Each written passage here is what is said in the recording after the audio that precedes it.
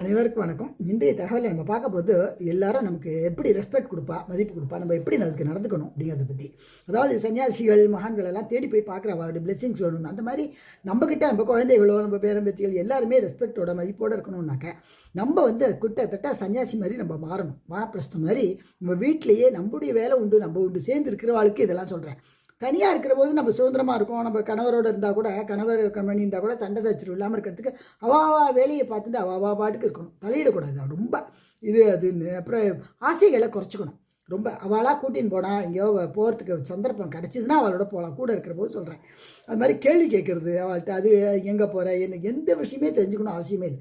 நம்முடைய வேலை உண்டு, நம்மளுடைய புக்கு உண்டு, நம்மளுடைய ஜபம் உண்டு அப்படின்னு நம்முடைய வேலை மட்டுமே நமக்குன்னு இருந்துட்டு நம்ம பாட்டுக்கு இருந்துட்டோம்னாக்க நிஜமாக நமக்குள்ள மதிப்பு எங்கேயும் அது இருக்கும். நம்ம தலையிடுறதுனால தான் நமக்கு மதிப்பு குறையிறது. அதுதான் முக்கியமாக நான் சொல்ல வந்தேன்.